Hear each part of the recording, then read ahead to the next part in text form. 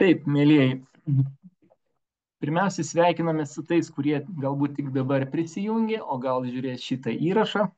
Ir kaip ir pradėjom šį vakarą, kalbėjom apie tai, kad kiekvieno kūrėjo, kiekvieno beieškančio pokyčių žmogaus gyvenime būna įvykių, kurie priverčia ieškoti savęs, ieškoti savo pašaukimo, ieškoti savo motivacijos. Ir vieni daro pokyčius gyvenime ieškodami naujo darbo, kiti ieško galbūt savo naujos veiklos arba srities, treti pradeda savo veiklą arba papildomą, arba savo verslą. Ir daugelis iš jų susiduria su kliūtimis kelyje. Šį vakarą daugiausiai kalbėsime apie kliūtis ir pabaigoje truputį apie tai, kas galbūt yra pasidalinimas kliūčių įveiktų pavyzdys.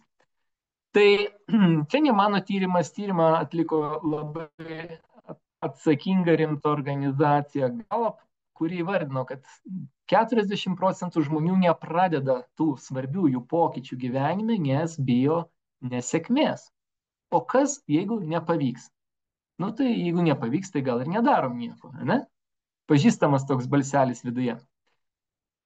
Kita didelė grupė žmonių sakė, kad nedarau, nes nelabai žinau, ką daryti. Nu, arba kaip daryti. Gal žinau ką, bet nežinau, kaip iki ten nukeliauti. Tai vieni nežino, ar gali savo veiklą pradėti, kiti nežino, ar gali profesiją keisti, treti nežino, ar jų verslas, produktas leis jiem išgyventi. Ir tokių įvairių abejonių yra, nes kai neturi aiškaus žemėlapio arba kelio, labai sunku pasiryžti tam keliui. Na ir didelė dalis to, apie ką mes šiandien kalbam, yra visgi pasitikėjimo savimi arba tų emocinių įvairių kliūčių viduje kliūtis.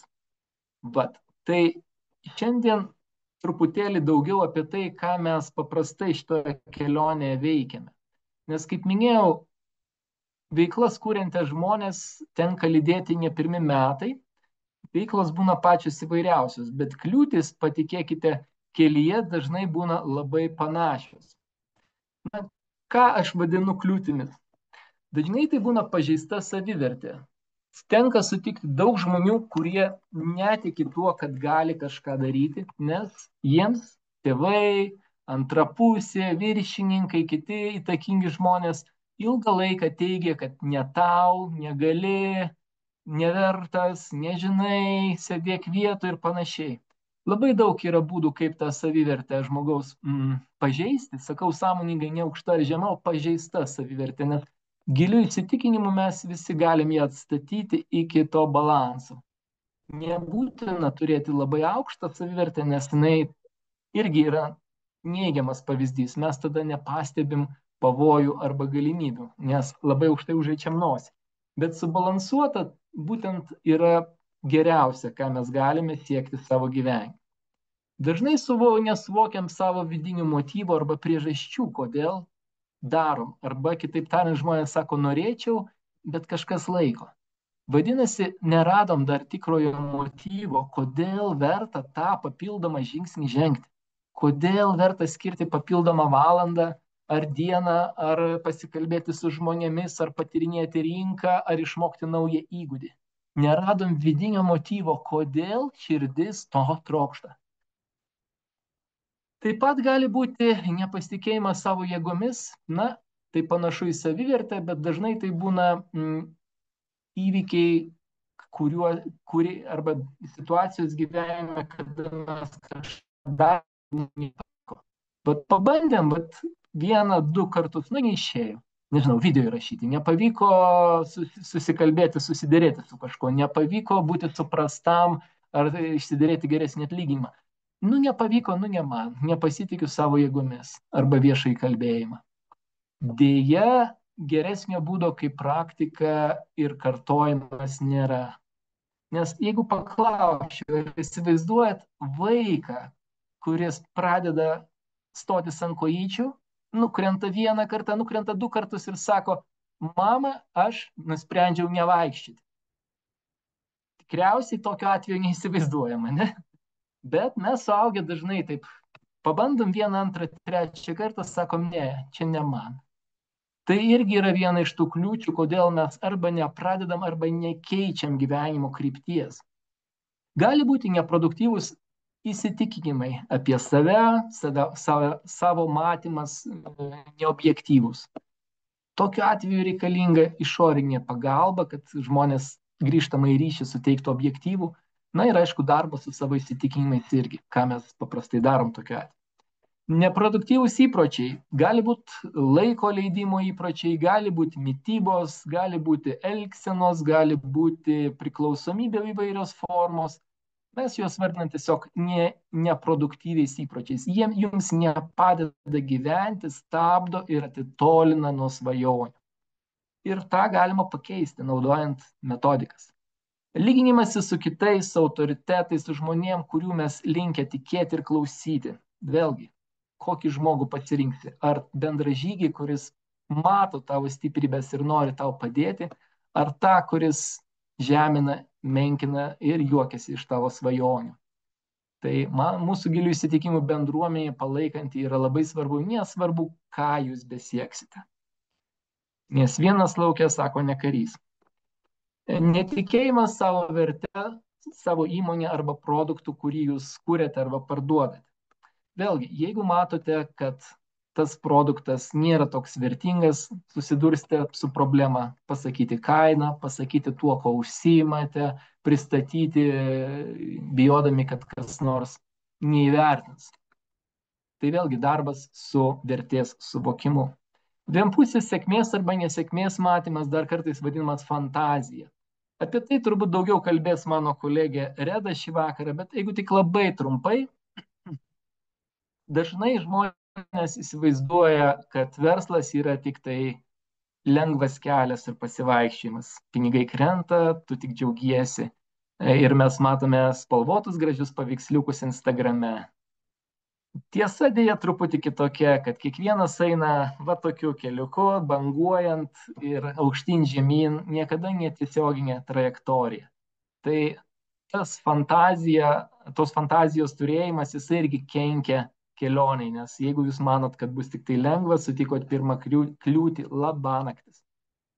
Tai verslo kūrimas, veiklos kūrimas neišvengiamai susidursite anksčiau ir vėliau, o gal ir susidūrėte su šitom kliūtimis. Tai galbūt jos pažįstamos. Ką mes kaip klubas veikiame?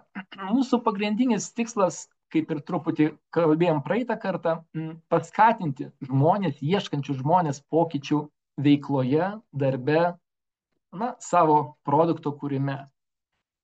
Norim padėti kiekvienam, kuris ieško, kuo jis yra stiprus, ką jis gali pasiūlyti ir kuo jis gali būti naudingas, vertingas aplinkai. Iš to atsiranda arba papildoma veikla, arba galbūt jums pasiseks tiesiog esamoje veikloje daug lengviau ir greičiau. Taip pat labai norim būti tais bendražygiais, bendraminčiais ir tikiu, kad surasite ne vieną šitame kelyje, kaip kad būdavo iki šiol. Ieškantis palaikymo, čia jį irgi tikrai suras tiek žinių, tiek ir kliūčių įveikimo prasme. Aišku, mes čia esam tam, kad padėti sudėlioti tą žemėlapį ir išvengti klaidų, kurias patys darėme, patrumpinti tą kelionę maksimaliai. O kodėl 3 ar 6 mėnesiai? Todėl, kad tam, kad pradėti to užtenka. O kelionė trunka, sakyčiau, visą gyvenimą. Bet atidėlioti gyvenimo nerekomenduočiau. Geriau yra daryti ir žinoti, kad pabandžiau, neišėjo, negu kad gailėtis, reikėjo tą padaryti anksčiau, o jau kažkas tą idėją nukosėjo. Tai toks palinkėjimas. Kokie tie etapai, kaip ir kalbėjom, savęs pažinimas, tai yra stiprybių, motyvų išsigrinimas, nes kiekvienas tikrai viduje, širdyje turime dovaną. Tik ar ją žinome? Ar žinome visas tas dovanas? Jeigu jau žinom, sveikinu, ar jau turite kryptį, kurie einant galite geriausiai save realizuoti. Jeigu ir kryptį turit, ar jau įsivertinot, kokių resursų reikės įgūdžių, žinių, patirties žmonių, kad įgyvendinti tą savo svajonę. Galbūt tai bus testinis produktas, sprendimas, ar jau jį pabandėte, bent jau mažoje apimtyje, nes galima kurti kosminius laivus ir likti ant sofkutės, bet daugiau yra rasti ir testuoti, ar to reikia, ar tik tai man, ar yra daugiau žmonių, kam to reikia. Ir jau kai turim veikiantį mini modelį, galime jį kartoti, multiplikuoti, o tai reiškia komunikuoti, plėsti auditoriją, sklaidą didinti.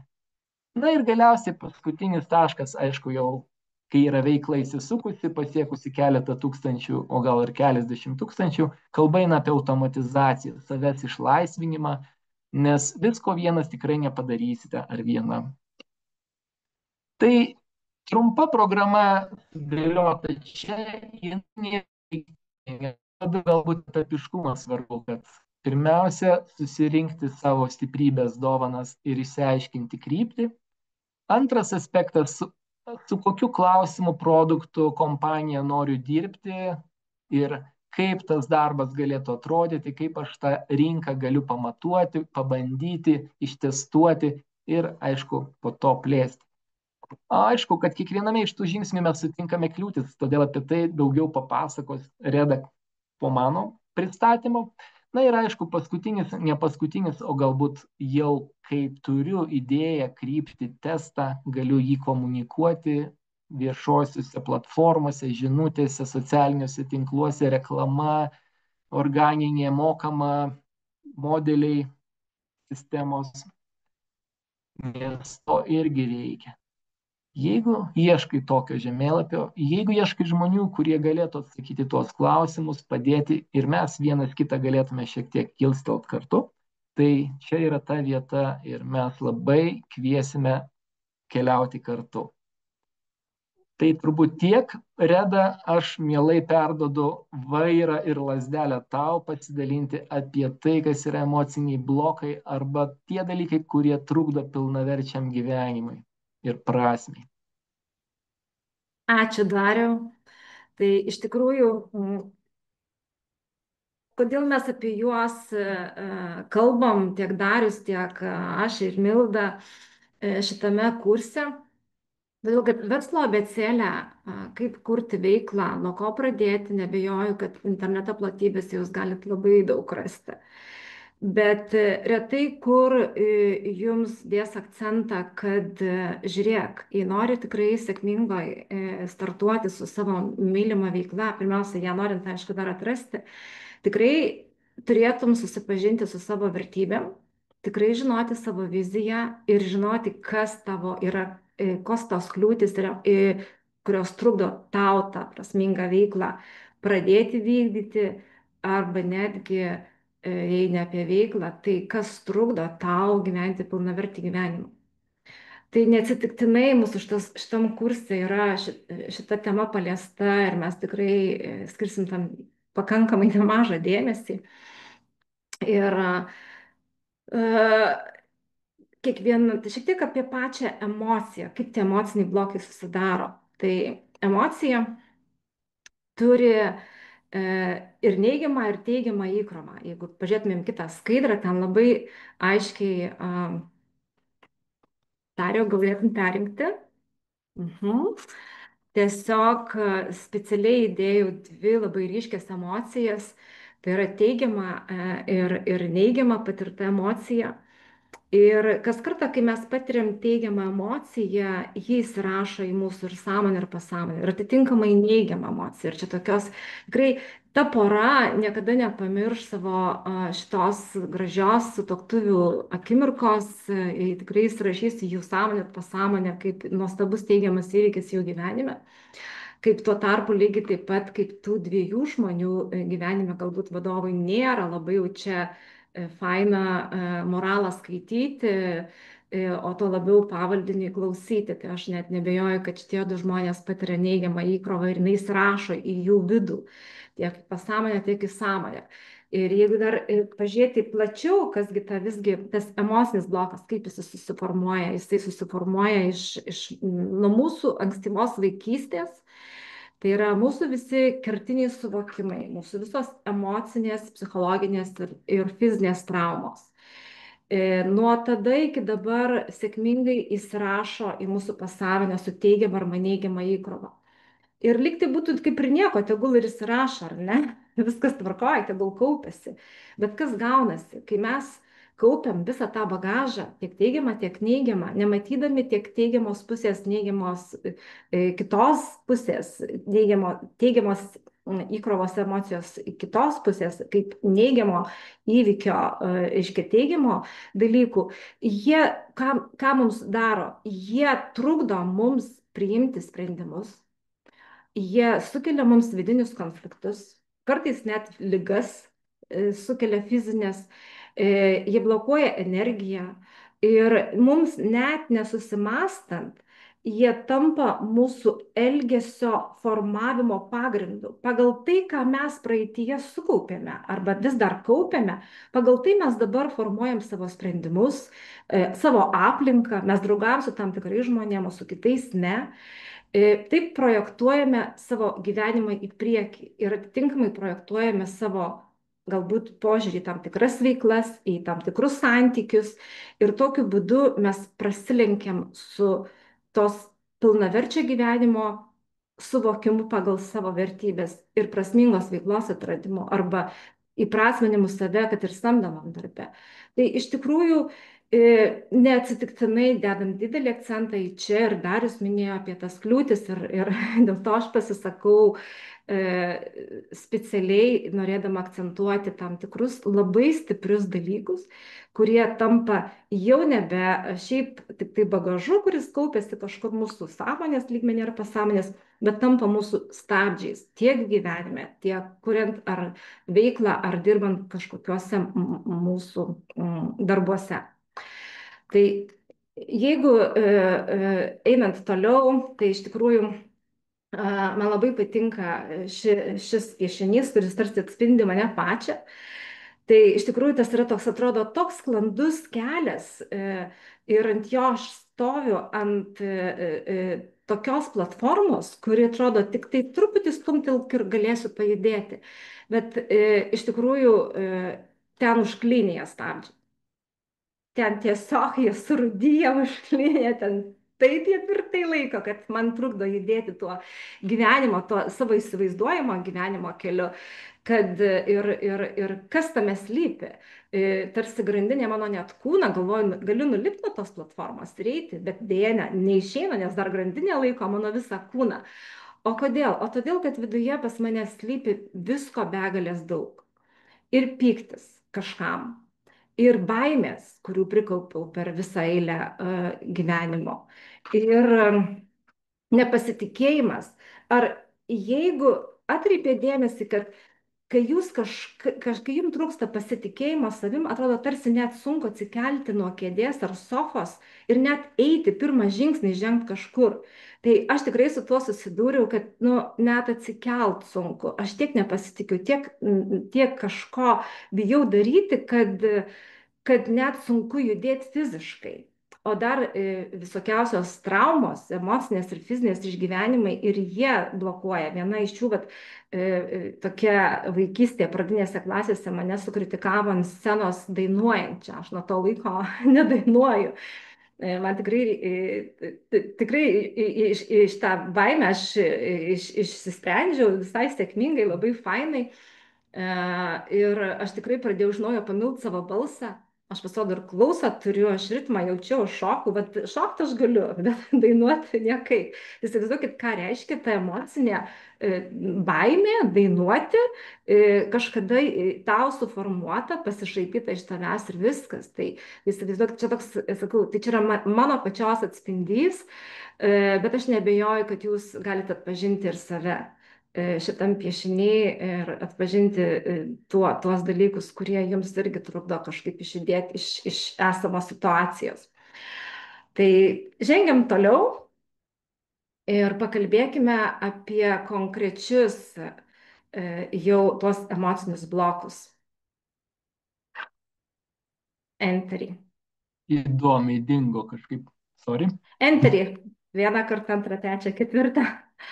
Pabandyk paspaust. Aha, dar kartą.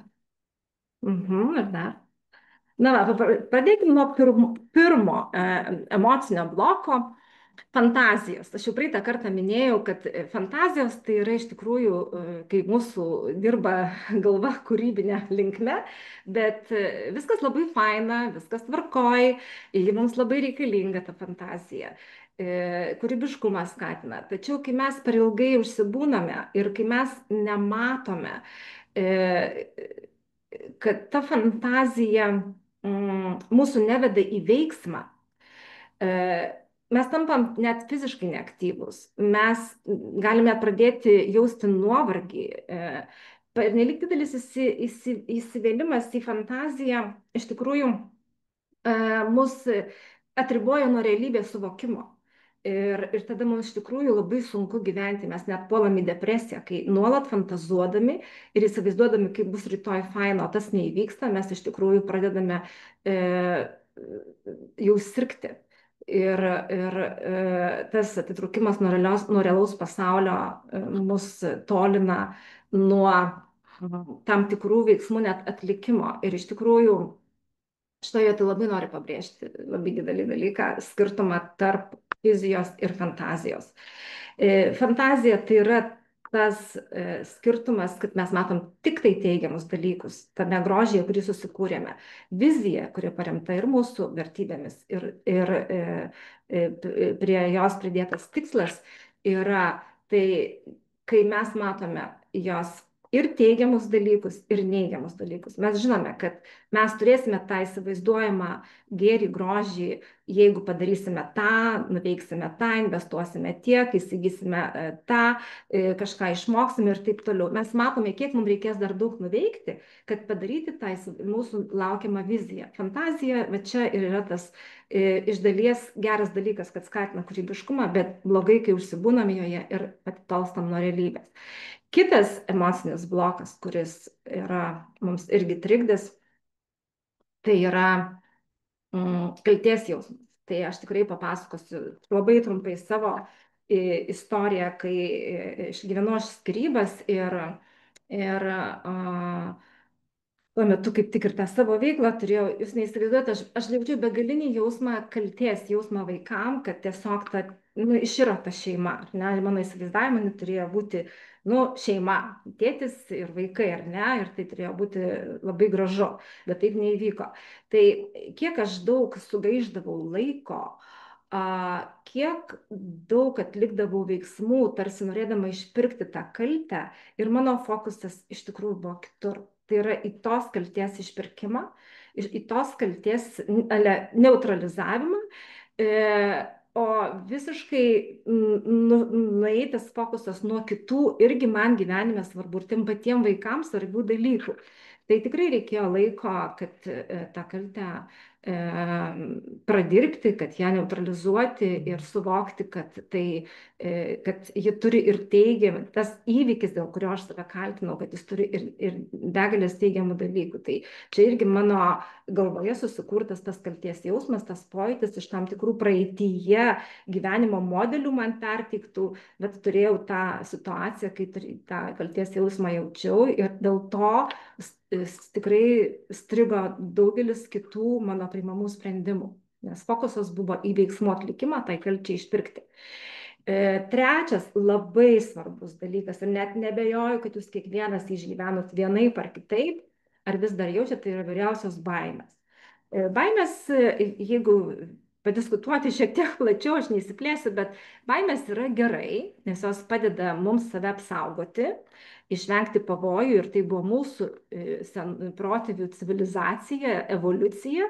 Jie gebėdami apsisaugoti nuo pavojų, išgyventi, gebėdami gauti maisto, būti nenužudyti, nepagrobti ir ten kažkaip kitaip nesuvalgyti žvėrių, jie išgyveno ir esam dabar mes čia. Tai mes turim būti dėkingi, kad mūsų protėviai tą baimę puikiai suvaldė, įvaldė ir perdavė ją mums tais gerais tikslais apsaugoti. Bet nieko nėra blogiau, kai užvaldo mus tos nesėkmės baimė, sėkmės baimė arba stumimo baimė. Tai iš tikrųjų, vat mano atveju, kas liečia veiklą, aš minėjau pačioj pradžioj, kad tikrai buvau prieš 15 metų pradėjus veiklą ir ir ji man baigėsi nesėkmingai, nes tikrai buvo grįsta visiškai, neturėjau nei vizijos, tai buvo grįsta fantazija, tai buvo grįsta visiškai nevertybė mano, ne tas, kas man iš širdies svarbu, o visiškai kitais dalykais.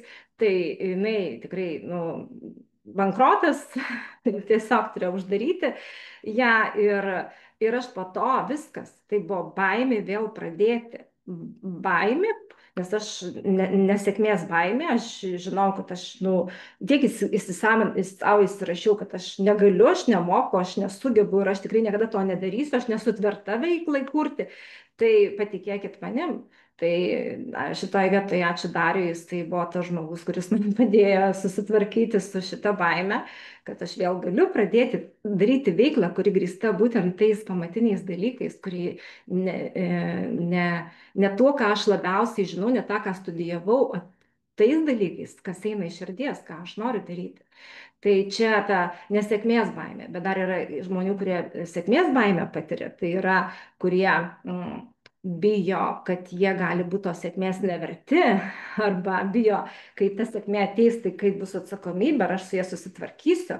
Dar kiti bijo, yra ta baimė atstumimo, kai bijo pasidalinti savo, pavyzdžiui, aš noriu kurti veiklą ir pasidalinti šitą idėją su artimaisiais, nes bijo būti arba išjuokti, arba nesurasti palaikymo, arba dar panašiai.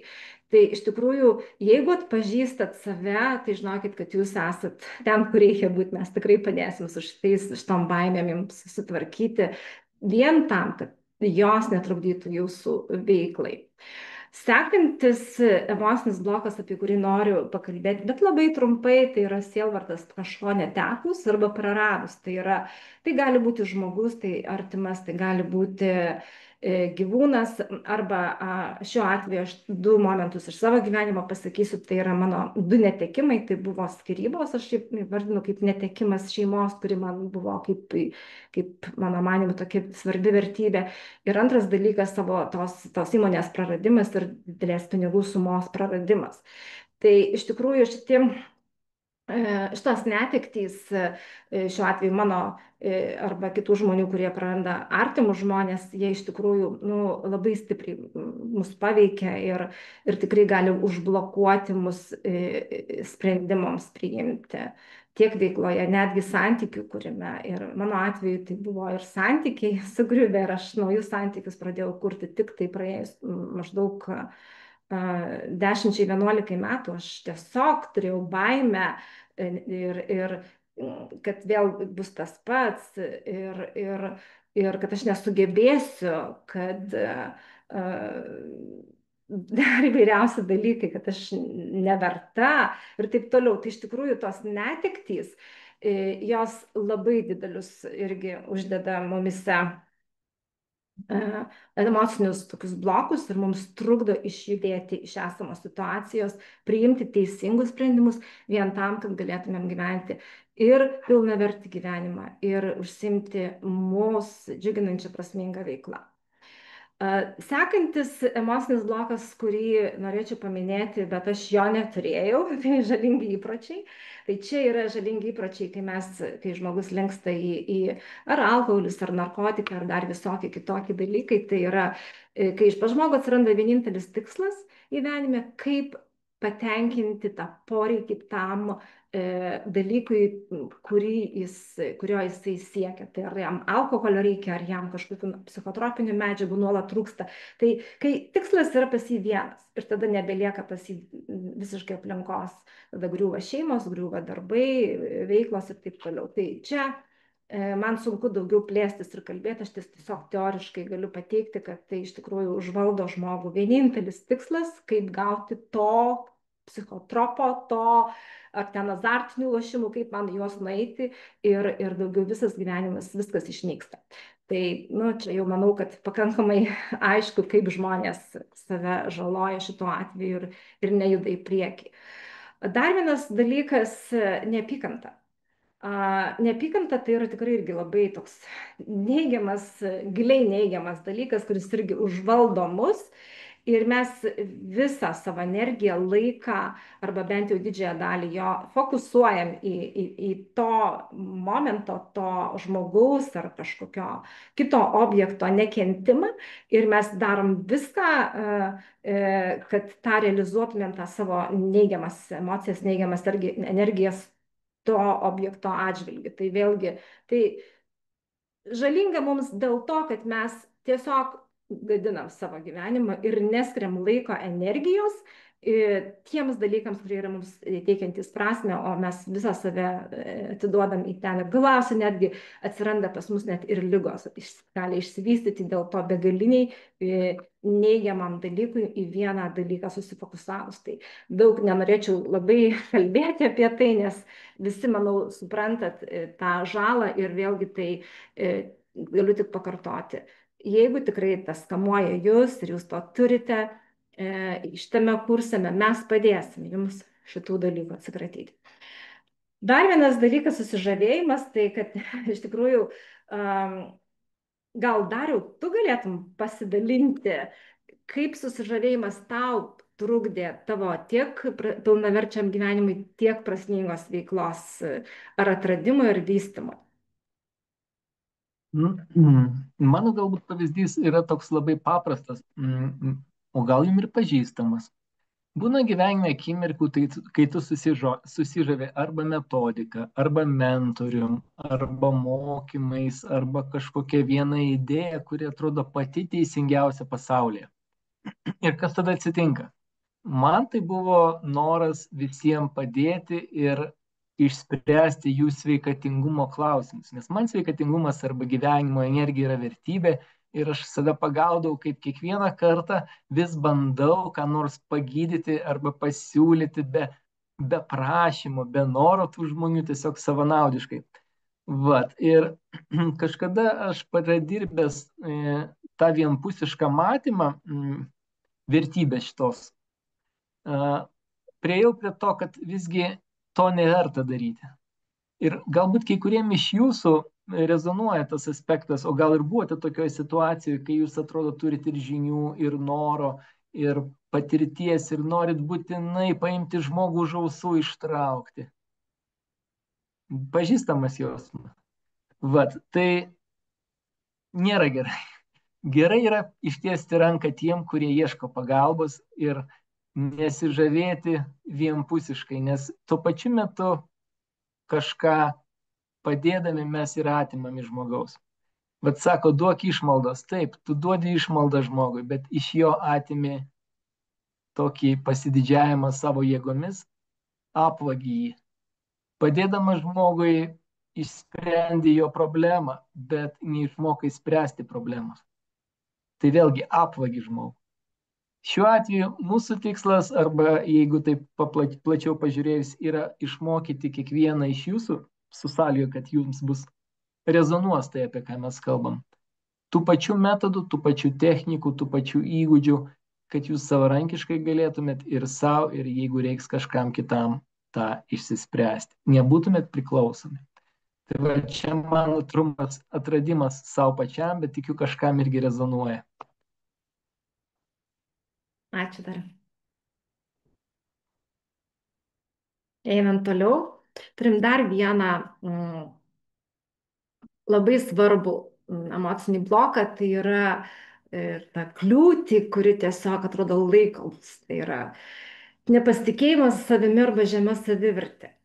Dažnai nepasitikintis žmonės savimi atsisako labai realių galimybių, nes mano, kad jie yra per menki, nepakankami, kad neverti, kad galbūt net nereikalingi ir tikrai praranda tas galimybės, kurias gali išnaudoti.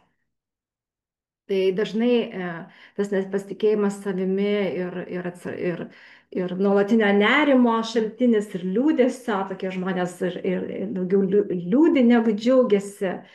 Ir tokie žmonės dažnai save apsupa įvairiausiais ribojančiais įsitikinimais, nuostatom, aš negaliu to, aš negaliu nuo, ar trečio, ir ketvirto.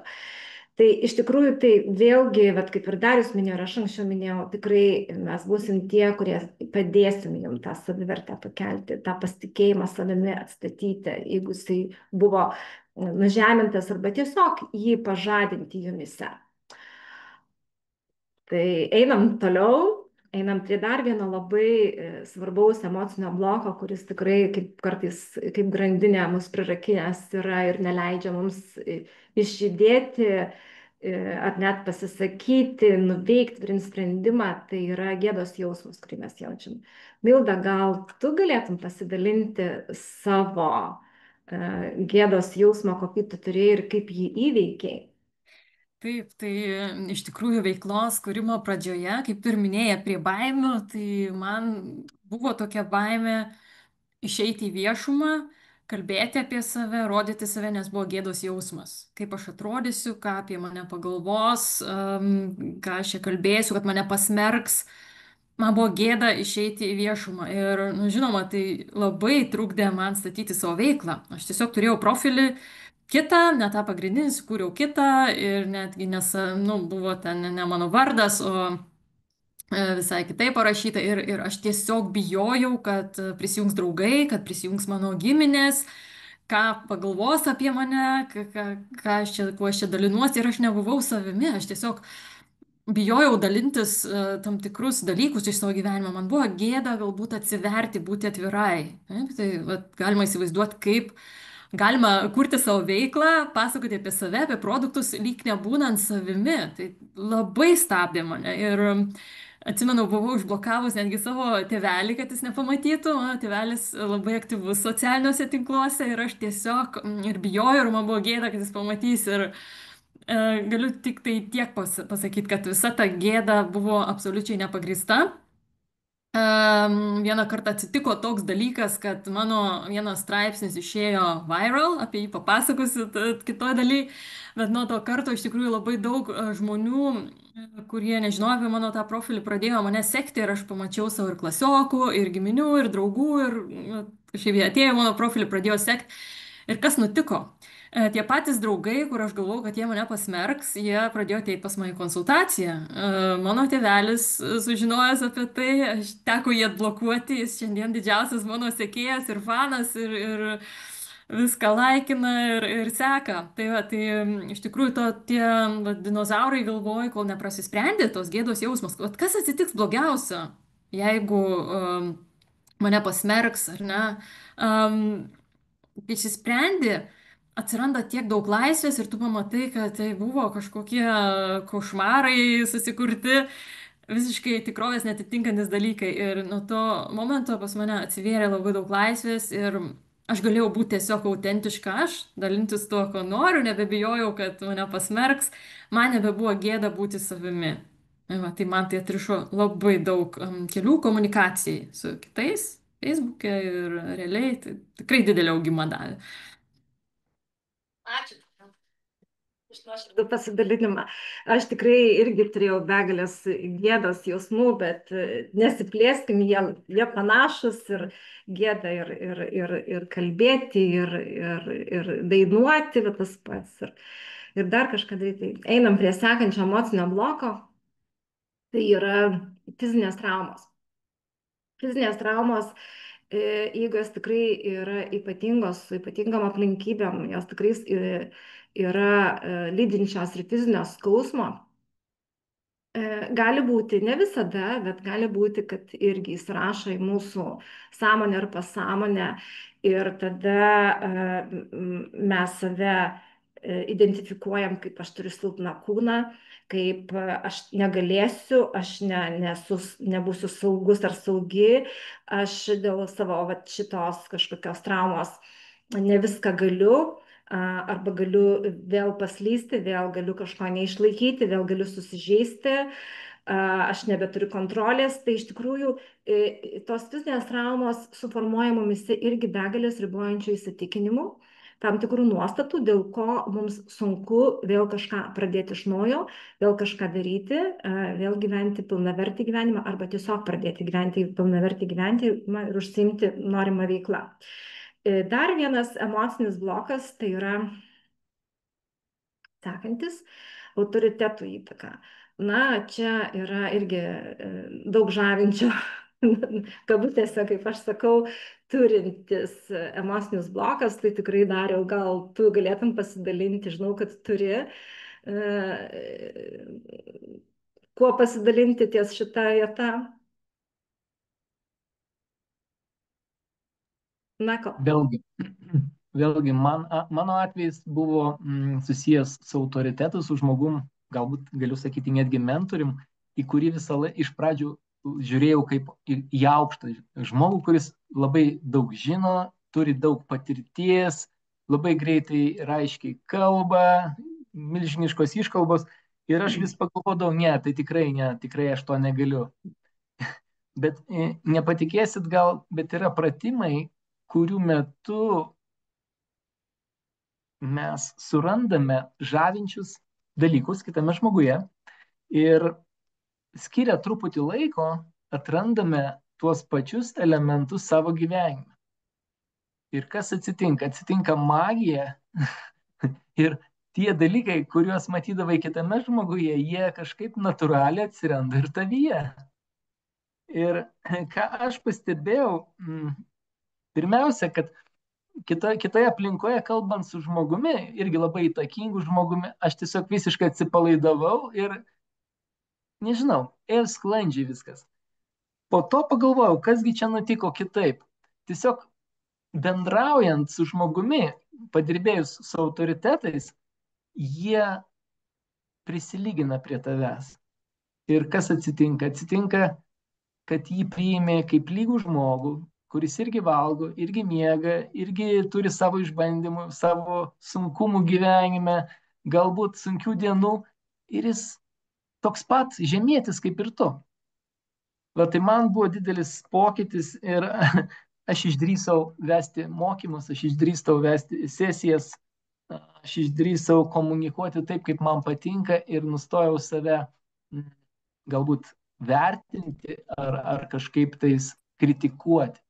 Tai vat, šita dovana, jinai yra prieinama kiekvienam, tiesiog skirti truputį savo laiko, įsivardinti, kas tas žmogus, kuris tave žavi, arba, na, kitaip tariant, atkreipi į jį dėmesį, pastebėti, kokios jo savybės atrodytų, kad tavie trūksta. Ir suradus jas, įgauti to autoriteto keliamąją galę, arba susilyginti su juo. Tai vat, man tai buvo didelis atradimas, tikiu, kad yra ir daugiau šitam kambarį žmonių, kurie galėtų tą paliūdyti, kurie per tai ėjo, bandė. Vat, tai linkiu kiekvienam padaryti šitą lengvą pratimą. Nu, lengva, atrodo iš pradžių, kol nepradedi daryti. Pratimą ir tikrai save apdovanosite. Tokia mano patirtis, tikiu, ir jums pravers. Ačiū, Dariau. Milda, o kaip pas tave, tavo kelyje autoritetai, kokią įtaką turėjo ar neturėjo? Taip, tai aš irgi turiu pavyzdį apie kalbėjimą ir balsą. Bet, labai tokį mane pačią sukrėtusi pavyzdį, kaip veikia tai, ką Darius minėjo, to pratimo, kai tu neutralizuoji autoriteto įtaką, kas vyksta tavo gyvenime. Tai mano konkretus autoritetas buvo taip pat žmogus, kuris labai raiškiai kalbėjo, gražiai, gražių tembrų ir labai protingai dėstė mintis. Ir aš turėjau tokį, vat, ir kaip ir ribojantį įsitikinimą ir autoritetų įtaką, kad mano negražus balsas. Ir, nu ką, balso nepakeisi, ar neduota nuo gimimo. Ir aš tiesiog padariau šitą pratimą sąžiningai, prasisprendžiau autoritetų įtaką savo balsui. Ir po to nutiko tokie, nežinau, 4-5 labai įdomus dalykai. Tai pirmas dalykas, kas nutiko, kad tas mano autoritetas buvo renginys, kuris kalbėjo ir jisai visiškai prarado balsą. Tarsi parodydamas man, žiūrėk, ir man visko būna, ar ne? O tas susižavė tuo gražiu balsu ir staiga jisai dingo, jis visiškai buvo peršalęs ir praradęs balsą. Ir aš, tam pačiam renginy prie manęs prie žmogus, kuris sėdi čia, tai buvo Reda, ir sako, Milda, kaip tu gražiai kalbi lietuviškai, nors tu tiek metų gyveni Vokietijoje, ne? Vat, prasidėjo apie mano balsą, apie mano kalbą. Tada po to aš dalyvavau konferencijoje ir turėjau paskaityti pranešimą. Tai nebuvo mano pirma konferencija, bet po mano pranešimo priėjo, tikrai nemeluosiu, 4 žmonės ir pasakė, koks geras buvo tavo pranešimas, kaip tu gražiai kalbėjai. Tai nieko panašaus nebuvo prieš tuos kitus pranešimus. Ir dar vienas buvo žmogus, kuris man visai neseniai po to prasidirbimo pasakė, koks gražus tavo balsas. Tai čia yra, man čia buvo toksai pavyzdys, kad wow, tikrai, kiek nedaug tai reikėjo ir koks buvo mano įsitikinimas, kad negražus tas mano balsas ir nu, ką tu nu, tikrai nepakeisi, ar ne? Ir kaip iš tikrųjų kas vyksta, ar ne? Kai mes nebe užspaudžiam savęs, kaip mes nėra tų įsitikinimo, kad kitas aukščiau už mus, o mes va čia, kai mes susilyginam, pas mus atsiveria tokia tarsi laisvė, ar ne? Mes vat, iš tikrųjų pradedam kitaip elgtis pasąmoniai ir atsiveria labai tokie platus klodai su ta laisvė, ne? Netgi galbūt ir keičiasi tas balso tembras, bet galbūt iš tos vidinės laisvės, kad nebėra susivaržymų, nebėra savęs žeminimo, mes pradedam kitaip elgtis. Tai va, toks mano pavyzdys buvo. Ačiū, Milda. Tai tikrai tie mūsų emociniai blokai, nu, patikėkit pati apie mus, nu, trukdo taip judėti į priekį, kad tojoj. Tai bet vien iš šitų pavyzdžių, kuriuos girdėjote, įsivaizduokit, kiek mes susikuriam savo įvairiausių trukdžių, kliučių gyvenime. Ir ne kažkas, o mes patys.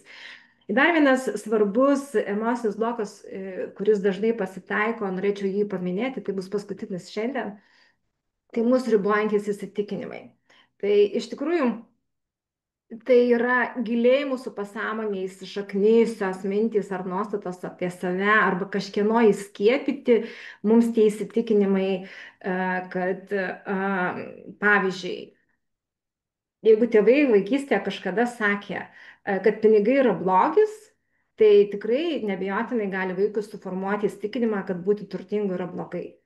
Arba jeigu visuomenė sako, kad geras darbas turi būti sunkus, tai įsivaizduokit, kokį ribojantį įsitikinimą, kokią nuostatą ir įspaudą paliks jūsų viduje jums ir jūs tikrai gali prarasti žmogus galimybę džiaugtis gyvenimu, dirbdamas jam patinkantį darbą, kuris galbūt anot visuomenės ar kažkieno kito iš šalies, jis yra lengvas. Ir tada jūs galite tiesiog ieškoti sąmoningai sunkaus darbas, nes tas per lengvas, tai jisai nebus, reiškia, geras. Tai įsivaizduokit, kiek daug žalos šiuo atveju daro tam tikrų žmonių mums įkaltos nuostatos arba mūsų pačių susigalvoti tam tikrais įsitikinimai. Arba pavyzdžiui, dažnai mes patys susikuriam apie save visą eilę neigiamų teiginių. Pavyzdžiui, aš esu nepakankama. Aš negaliu, aš šito nesugebėsiu, šitas man per sunku, laimė netruks amžinai, man nepasiseks. Tai įsivaizduokit, kiek mes patys sukuriame viduje savo kliučių ir trikdžių. Ir visą tai, apie ką aš šiandien kalbėjau ir apie tai, ką Darius pradžioje užsiminė ir mūsų pavyzdžiai rodo, kad niekas kitas to nepadarė, tik mes patys savo visą tai susikūrėm. Ir pabaigai, kad ilgai nekalbėti apie visus šitus blogus dalykus, tai dar jau einam prie kitos skaidrės. Aha, čia jau kalbėjau apie šitus. Tai ir man, čia buvau aš, žinok. Čia aš. Tai aš labai linkiu, kad jūs to nebūtumėte tuo.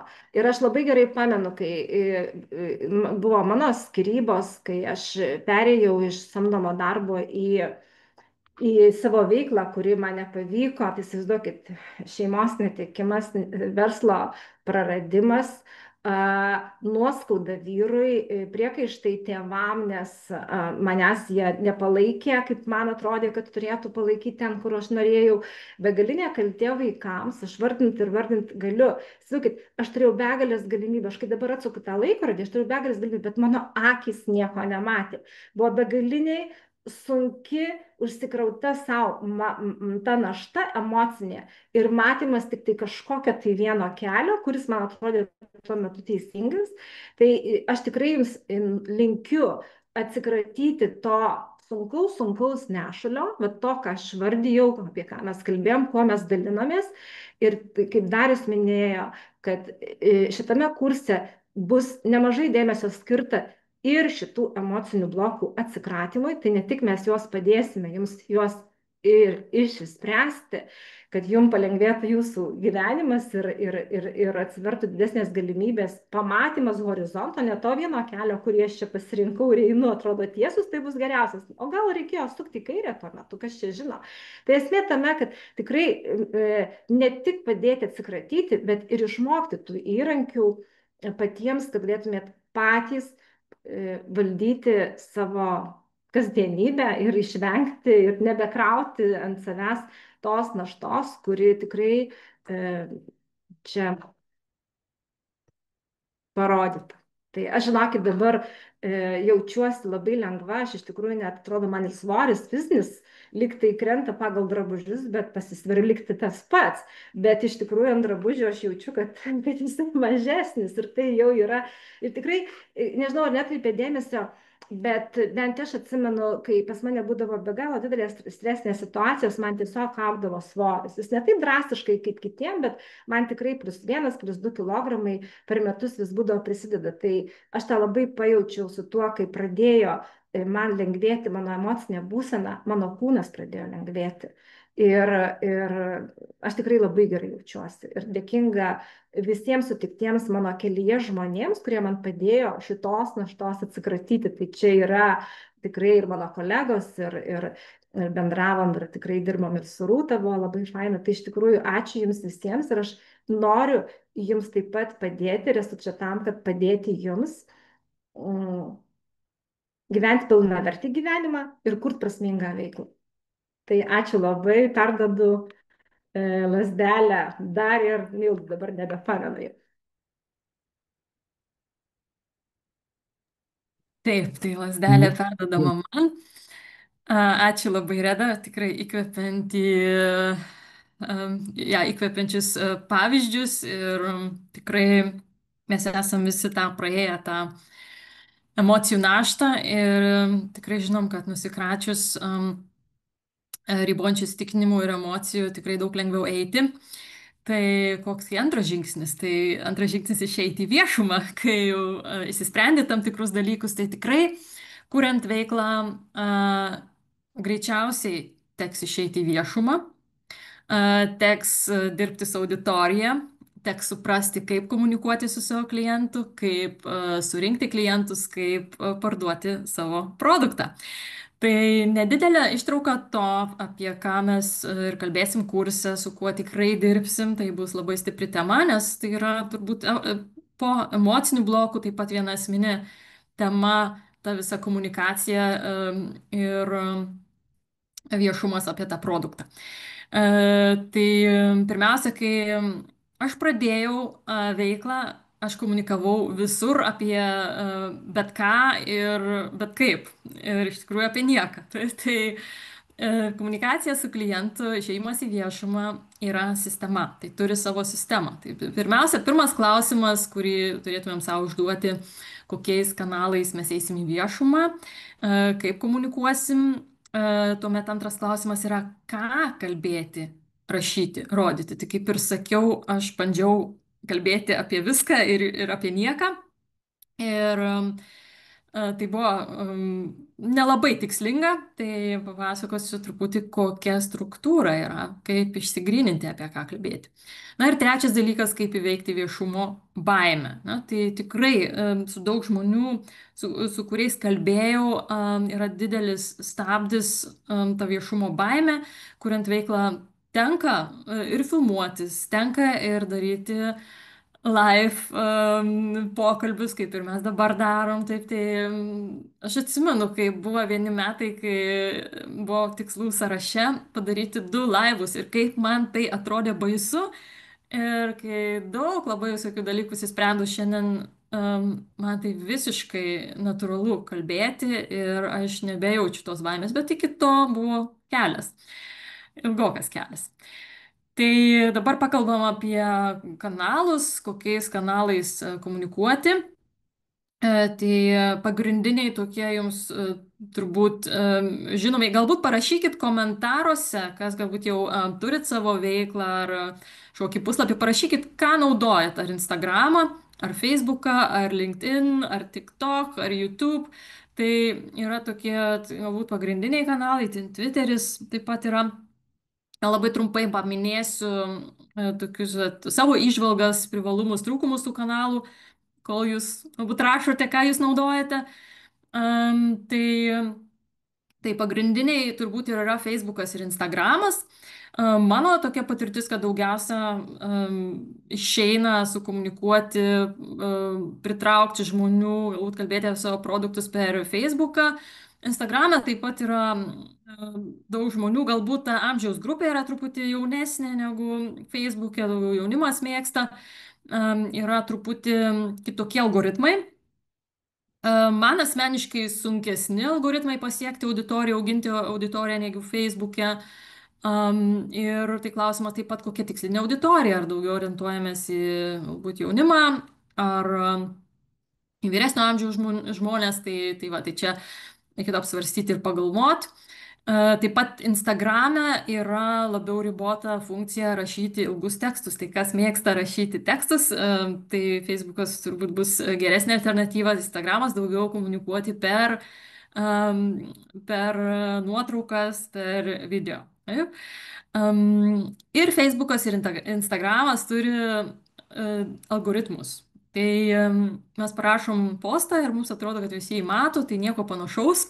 Iki to didžiulio matymo ir auditorijos plėtimo yra ilgas kelias. Tai algoritmai stebi, kaip mes tuos postus rašom, kiek jų, kokiu ritmu ir taip toliau, ir taip toliau. Ir kai pasiekiam tam tikrą skaičių, kai praeinam algoritmo užtvaras, tada jau atsiveria ta plačioji auditorija. Aš taip duosiu pavyzdį apie savo vieną postą, kaip ir sakiau, ir jis išėjo viral, bet iki to buvo ilga kelionė.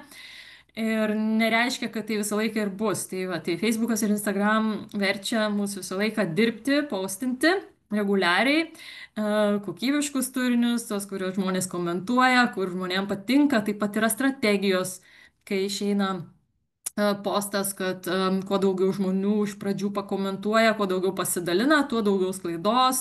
Tai va visi šie dalykai yra, kai pradedi veiklą, atrodo, nežinai apie juos, atrodo, įdėsi postą, visi skaitys ir stebėsi, kodėl nieks patiktukų neuždeda, kodėl nepasiekia auditorijų. Tai mes kurse taip pat aiškinsim išsamei, kokios yra strategijos, kad pasiekti daugiau, kaip auginti auditoriją, kaip pasiekti daugiau žmonių. Tai va, LinkedIn yra kol kas mažai apribotas algoritmų. Taip pat yra algoritmų, bet gana didelė sklaida gaunasi.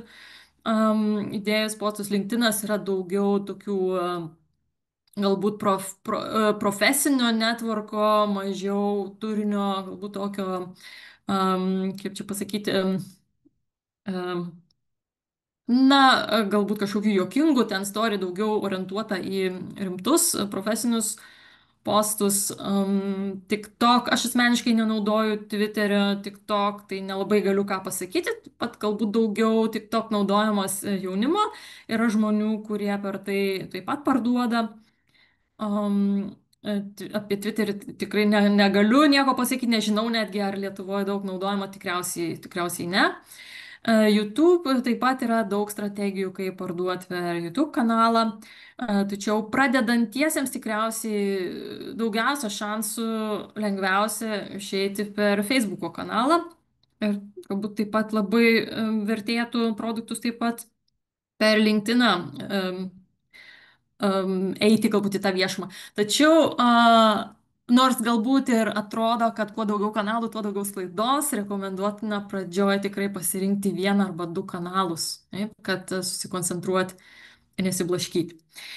Ir va, yra toks mitas, jeigu kelsiu daug postų, daug parduosiu. Mitas ar tiesa? Kaip jums atrodo? Uždėkit liuksą, kas manot, kad tai tiesa, jeigu kelsiu daug postų, daug parduosiu. Niekas negalvoja. Tai yra ir mitas, ir tiesa.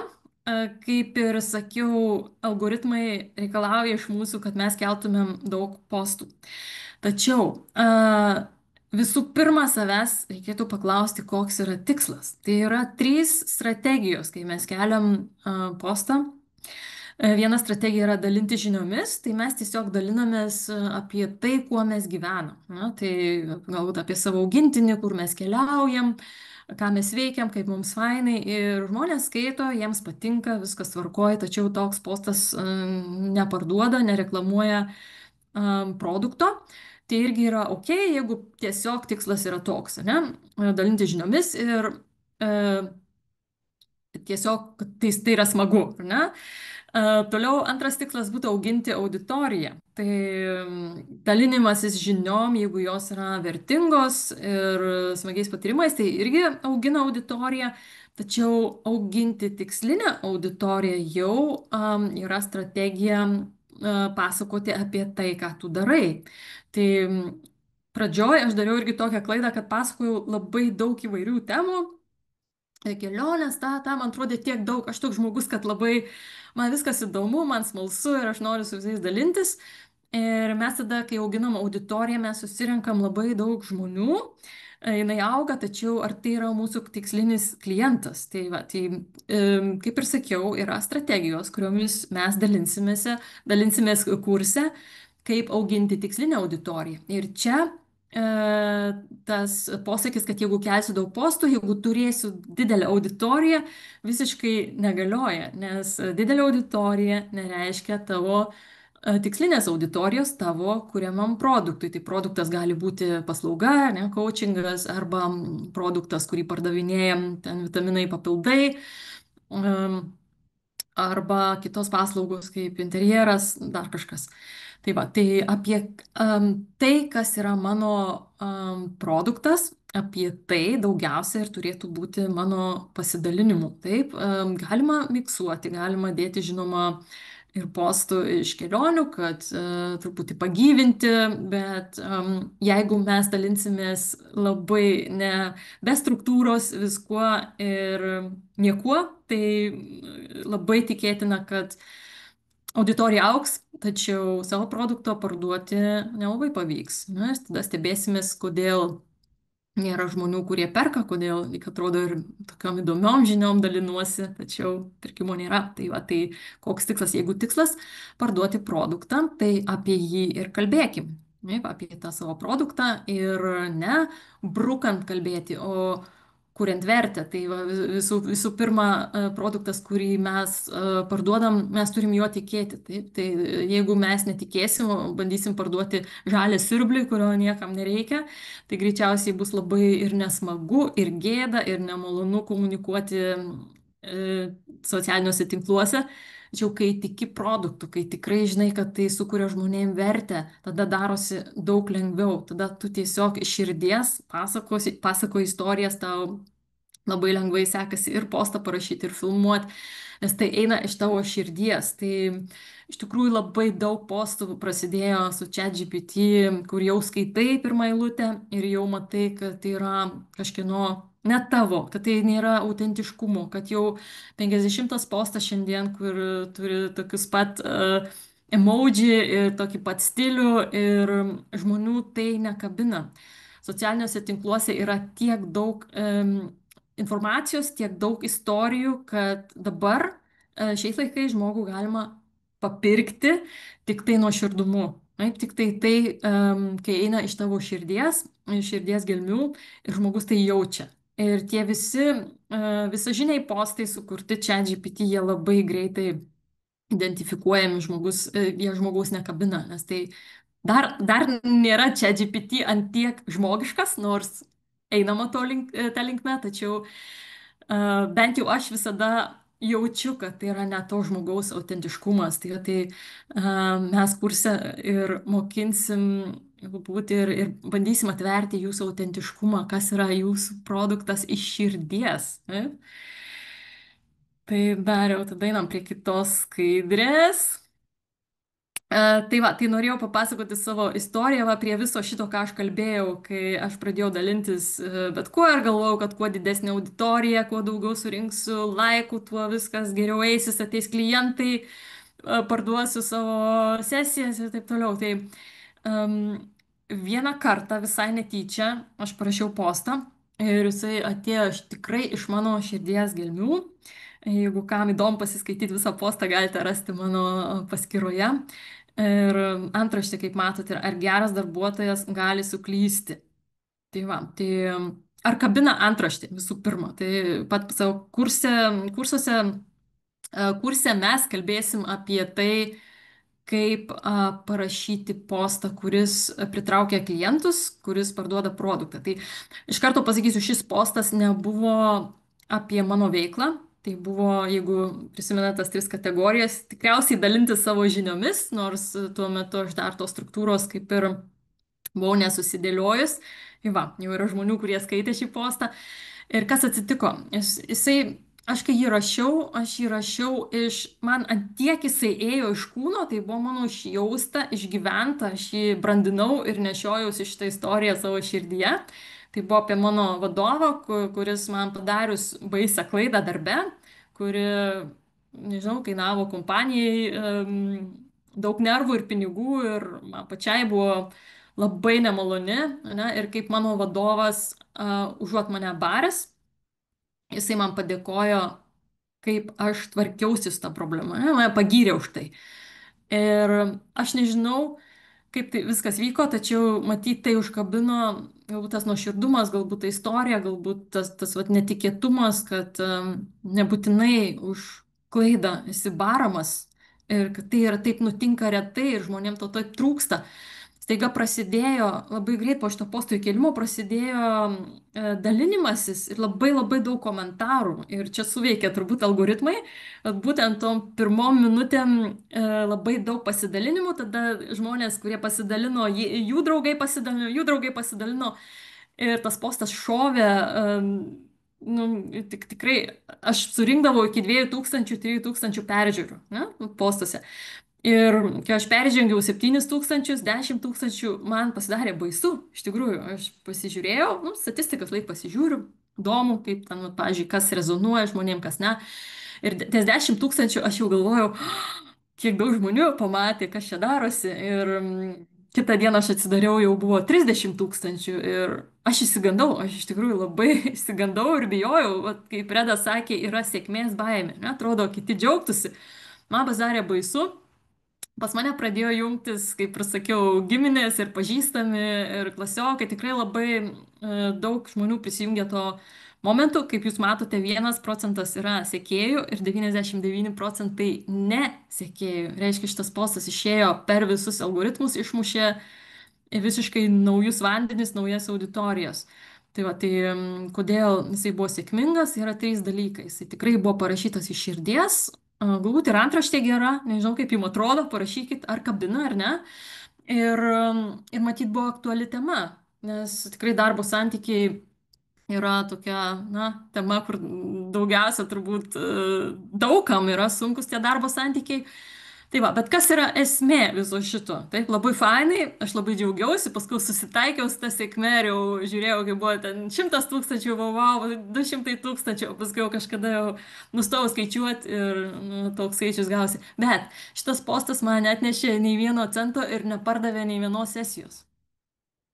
Tai yra 500 000, daugiau negu 500 000 peržiūrų, tai yra Lietuvos mastu, nu, daugiausia turbūt buvo Lietuvos klientų, tai yra, nežinau, vienas, kiek Vilniuje gyventojų, tai jeigu paim didžiulį miestą, ar ne, tai visas miestas peržiūri. Man net nešė nei vieno pardavimo, nei vieno cento. Tai nebuvo mano tikslas, bet ką aš noriu pasakyti, didelė sklaida, daug žmonių, daug kurie peržiūri. Tai visiškai nesmė. Šitam poste nebuvo jokio call to action, galbūt jau girdėjote šitą žodį, tai yra kvietimas veikti. Paskui aš pridėjau naujienlaiškį, kurį galima užsiprenumeruoti, tačiau tai nebuvo skirtas pardavimui postas. Vėlgi sugrįžtų prie 3 klausimų, kuriuos su kiekvienu savo pasidalinimu socialiniuose tinkluose turėtumėm savo užduoti. Kas yra šio pasidalinimo tikslas? Dalinti žiniomis, auginti auditoriją ar parduoti produktą. Tai va. Tai ir trečias dalykas, kaip įveikti viešumo baimę, tai Reda kalbėjo jau daug apie emocinius blokus, aš nesiplėsiu, Tačiau tai yra vienas toks etapas, kurį reikia praeiti, pramušti tą savo algoritmą, net savo emocinį bloką, kad tai yra visų pirma praktikos dalykas, taip kuo daugiau pradėsim dalintis, kuo daugiau save filmuosim, kuo daugiau eisim live ir kalbėsim su žmonėm, tuo labiau įsidrasinsim ir visadagi savęs paklausti, kas atsitiks blogiausia, jeigu kalbėsiu viešai. Taip, visada bus piktų komentarų ir jų būna, visi pritars. Ir kas atsitiks, kad bus blogų komentarų. Tai mane galbūt augins, galbūt išmoksiu su tai žmonėm taip pat komunikuoti, nepykdama, neįsižeisdama. Galbūt jie man parodys kažkokią pusę, bus tos kritikos, kur aš tikrai galėsiu pamatyti, kad žmonės erzina ir visą tai pataisyti. Taip, tai kiekvienas tas, vat, kai mums įduria ar ne, kai mums skauda, mes augam. Na, tai kiekvienas blogas dalykas, kuris mums atsitiks išėjus į viešumą, mus augins. Ir nėra kito kelio, kaip įveikti viešumo baimę, kaip perlipti per viešumo baimę. Tai imti ir daryti. Imkit ir darykit su savo draugais, jeigu baisu pradėti su didesnė auditorija. Um, Jeigu tik turit galimybę esamam darbe kažkur pasisakyti, susirinkimą, draugam, lipkit per tą baimę, imkit ir kalbėkit ir pamatysit, kad kuo daugiau kalbėsit, tuo daugiau laisvumo, tuo daugiau ateis noro ir džiaugsmo. Ir tas momentas, kai kalbant viešai kyla džiaugsmas, tu supranti, kad tu nieko nebebijai, tu tiesiog mėgaujasi. Va, tai tas ateina, man tikrai to nebuvo. Iš pradžių aš turėjau baimių, kaip aš atrodysiu, apie mane pagalvos, ar mano šypsena kreiva, ar ne, ar čia plaukai susivėlę. Šiandien aš einu, kalbu ir jaučiu džiaugsmą. Ir šitoje vietoje turiu pasakyti, aš esu intravertė. Ir daug žmonių galvoja, kad intravertai negali išeiti į viešumą ir kalbėti. Aš esu giliai viduje, aš esu užkietėjus intravertė. Ir šiandien aš skaitau paskaitas universitete. Šiandien aš kalbu su jumis, darau daug gyvų susitikimų, kalbu prie žmonės ir man taip gera, aš jaučiu tiek džiaugsmo. Tai yra iš dalies todėl, kad įsisprendžiau emocinius blokus, bet dar vienas dalykas, tai aš užsipildau džiaugsmu. Tai man tai patinka, tai yra tai, kas yra mano, aš tarsi atradau vat save šitoje veikloje, taip kalbėti viešai. Tai įmanoma kiekvienam, netgi jeigu esate intravertas. Tai tikrai neišsigasti to. Intravertas tiesiog turi pasikrauti galbūt vienatvėj, bet tai visiškai nereiškia, kad jis negali komunikuoti, negali jausti džiaugsmą.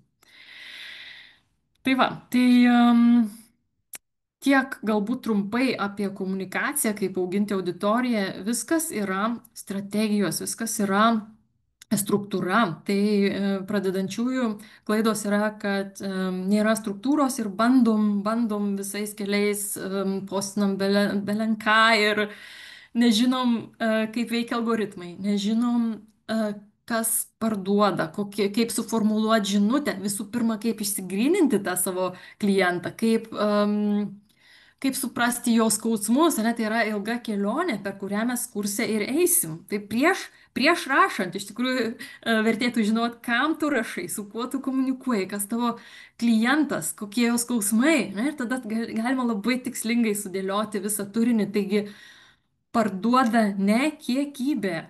500 tūkstančių peržiūrų gali neparduoti nei vienos sesijos. Taip, auginti auditoriją, bet neparduoti nei vienos sesijos. Parduoda kokybę, kai tu tiksliai žinai, kas tavo klientas, kai tu tiksliai žinai, kokius skausmus gali jam įspręsti ir tai bus jam vertinga ir kaip pasikeis jo būsena, kai jisai nusipirks tavo produktą. Tai kaip pasikeis jūsų būsena, kai prisijungsit į kursą, pakalbėsiu dabar. Tai mūsų veiklos kūrėjų klubas yra kelionė. Na, mes norim kartu su jumis kurti prasmingą veiklą. Ir kuo mūsų produktas yra išskirtinis. Taip, komunikuojant su klientais, mes komunikuojam, kuo mes esame išskirtiniai, nes dabar yra tiek produktų, tiek coacherių, tiek vitaminų, tiek papildų, tiek visokių labai galbūt vienodų produktų, bet kiekvienas turi ir išskirtinumą. Taip, vat, tai mūsų veiklos kūrėjų klubo išskirtinumas yra, kad mes neparduodam vien technikų, kad mes neparduodam vien atskirų dalykų, tai yra visa kelionė, kaip mes nuo pradžių kūriam veiklą. Ir prie to, ar jeigu perėsi prie kitos skaidrės, tai yra 4 mėnesių programa, kur mes turėsim 16 savaitinių susitikimų. Ir konceptas visos šitos kelionės yra, kad mes turėsim teoriją, tai kalbėsim apie būtent strategijas, kaip susikurti viziją, na, kaip ne susikurti viziją, bet išsigryninti vertybės ir pamatyti savo viziją, kaip suprasti, kas yra ta mano veikla. Tai nuo to pradžioje ir pradėsime. Ne kaip kurti kažką, o kaip kurti prasmingą veiklą.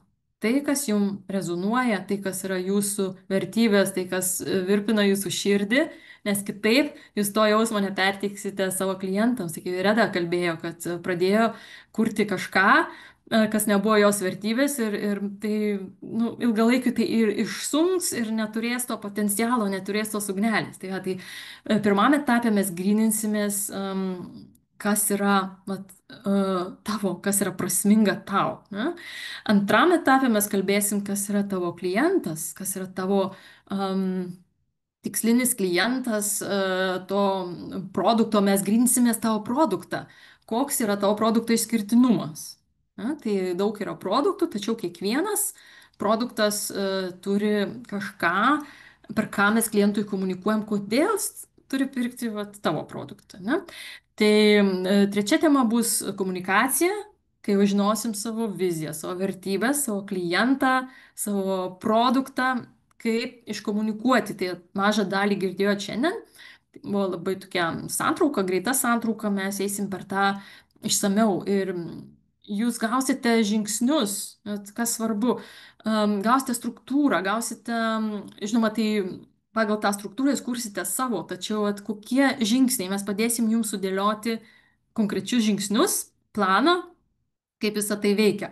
Na, tai va, tai ketvirtas punktas ir bus praėjus viziją, praėjus išsigryninus tai, ką mes norim daryti, išsigryninus klientą, išsigryninus produktą, išmokus komunikuoti, auginant auditoriją, dalinantis žiniom ir parduodant produktą, mes turėsim pabaigoje tokį tikrai žemėlapį, planą, struktūrą, visus įrankius. Bet yra dar vienas išskirtinis dalykas mūsų kurse, tai yra tai, apie ką kalbėjo Reda. Tai bus ir visų tų emocijų, trukdžių, stabdžių išsisprendimas. Kad jūs būtumėt laisvi kurti savo veiklą, kad nebūtų baimių, kaip man buvo pradžioje, nes aš bijojau kalbėti, bijojau pasakoti apie save. Tai kaip galima išeiti, perteikti žmonėm tą džiaugsmą, to produkto esmę, jeigu mes susikaustę viduj, jeigu mes jaučiam pyktį, jeigu mes neįsisprendėm savo santykių problemų. Tai vienas pirmadienis per mėnesį bus skirtas tam, kad jūs ateitumėt ir išsispręstumėt visą tai, kas jūs stabdo. Tad bus 2 pirmadieniai skirti teorijai, temom, kurias aš paminėjau. Taip, išsigryninimui, ką aš noriu daryti, kas mano klientas, kas mano išskirtinumas, kaip komunikuoti, koks yra mano veiklos planas, žemėlapis, struktūra. Ir vienas pirmadienis bus skirtas praktiniui darbui. Jūs gausite namų darbus tom temom, kuriuom mes komunikuosim. Ir kiekvienas darysite savo žingsnelius pirmin ir atsinešit savo klausimus, savo tuos pirmus žingsnelius, kuriuos mes visi kartu peržiūrėsim ir duosim jums atgalinį ryšį. Tai mūsų kurso išskirtinumas yra, kad tai yra kelionė. Nuo tos pradžios, kai viskas atrodo toks chaosas, nežinom nuo ko pradėti, bijom net bandyti žengti tuos pirmus žingsnelius. Tai bus kelionė, kuri aprieps baimių, neužtikrintumo, savivertės išsisprendimą, tada vizijos atskleidimą ir konkrečių žingsnių gavimą, tą visą planą, kaip eiti. Ir vat, kas labai smagu, tikrai mes turėsim tokį tikrą atgalinį ryšį. Ne? Jūs kažką darysit, kils klausimai, galbūt kažkas gausis, kažkas nesigaus ir mes turėsim kaip minimum vieną pirmadienį per mėnesį, kur mes visą tai gyvai aptarsim. Jūs taip pat gausit įrašus, jeigu nespėsit prisijungti, tai tikrai bus įrašai patogių laikų, gausit asmeninį palaikymą. Sukursim privačią grupę, kur bendrausim, dalinsimės, gausim palaikymo, kas taip pat labai smagu, rašysim postus, ar ne, vienas kitą palaikysim, padėsim išeiti į tą erdvę. Tai jeigu neturite bendraminčių, ar galbūt baisu, kad kažkas smerks, nepalaikys, tai mes jūs palaikysim, tikrai kelionės pradžioj gausit labai daug palaikymo ir galbūt tai išauks ir už šio kurso ribų, kad jūs susirasit bendraminčių, kaip ir mes susijungėm su Dariumi Reda, ne? Irgi gimė iš tos bendruomenės.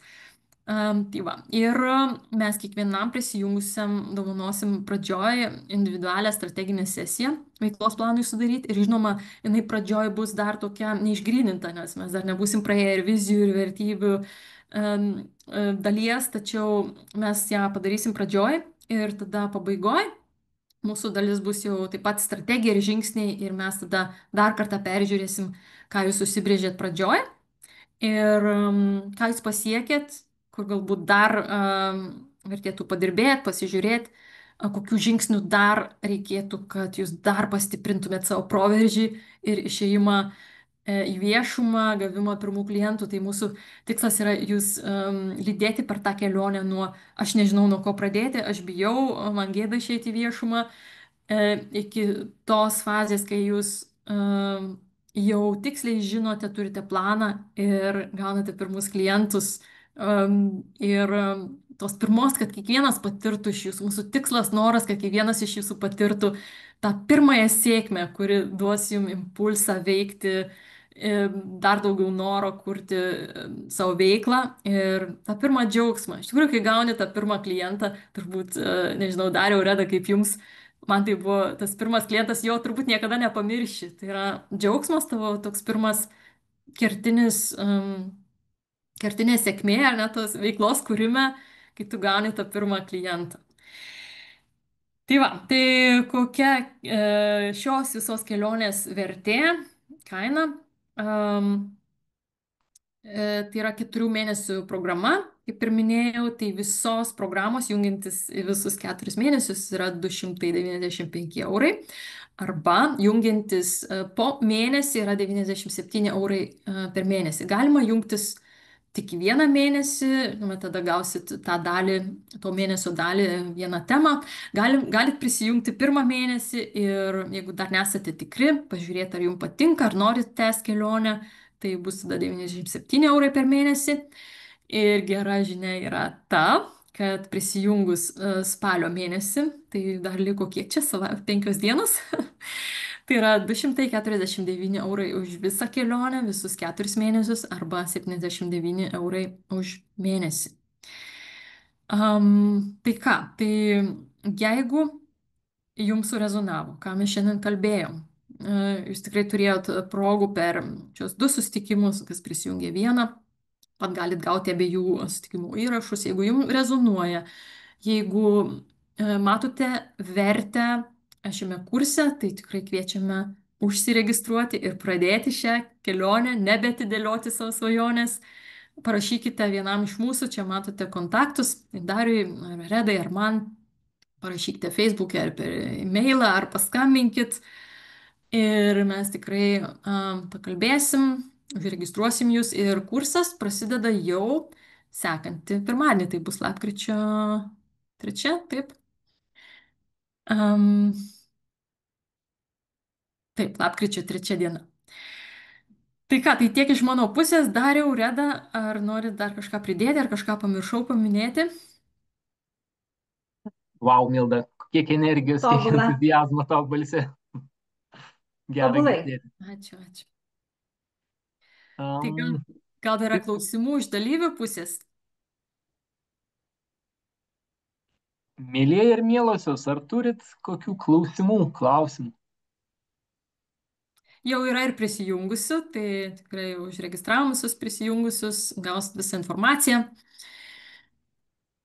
Ir kas, ar norite Aš, prisijungti? aš atsiprašau, tai gal turėčiau tokį klausimą, kokia čia forma vyktų, nu gal kažkaip tai aiškiau, ar čia mes visi kartu ten tuos kažkokius vertybės, tikslus išsigryninsim, ar individualiai, ar čia kaip namų darbas, nu tiesiog kaip čia vyktų viskas. Mhm.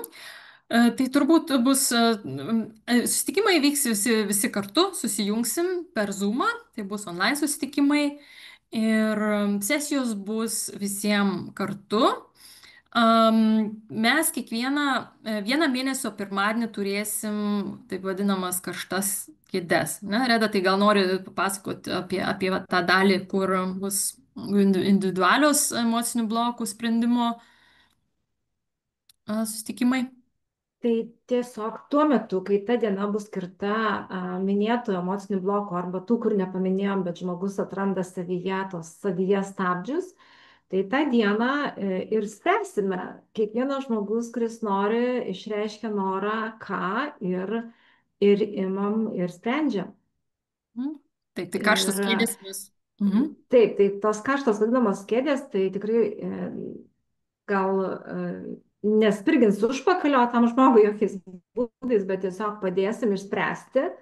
Ir tai galimybė bus tiesiog susipažinti, kaip tai daroma. Ir tas, kas nėra to praktikavęs, tai šiek tiek ir paaiškinsim, kaip tą galima pasidaryti ir patiems ateiti. Taip, Tai o praktinės sesijos bus, mes kiekvienam paaiškinsim teoriją, užduosim namų darbus ir tas pirmadienis, kai mes darysim namų darbų peržiūras, kiekvienas turės galimybę pasidalinti tuo, ką padarė ir mes kiekvieno norinčio dalyvio aptarsim būtent namų darbus, kas buvo padaryta, duosim atgalinį ryšį. Tai bus tiek ir grupiniai užsiėmimai, tiek ir individualus atgalinis ryšys. Jūs galėsite klausti, bet ko pasipasakoti, kokie užstrigimai ir mes tikrai duosim individualų grįžtamą ryšį. Ir kaip ir sakiau, pradžioj kiekvienam sudarysim veiklos žemėlapį ir taip pat pabaigoj galėsime peržvelgti kiekvieno individualiai progresą ir žingsnius.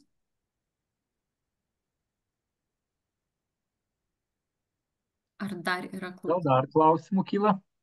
Ar atsakiau į klausimą, ar aiškiau pasidarė? Taip, ačiū. Gerai. Mėlyjeji ir mielosios, gal turi dar klausimų, drąsiai teiraukitės arba jau tada susisieksime internete. Tai ką, ačiū, kad dalyvavot, kad klausėt. Ir iki ačiū, buvo susitikimų. tikrai smagu. Ačiū labai, viso gero. Gero Ačiū, vakaro. Dėkui. Iki vakaro. viso geriausio iki, sakom iki. Iki kito karto, o gal iki Ačiū. pirmadienio, su tais, kurie ruošiasi keliauti. Gerą vakarą visiems. Gero vakaro.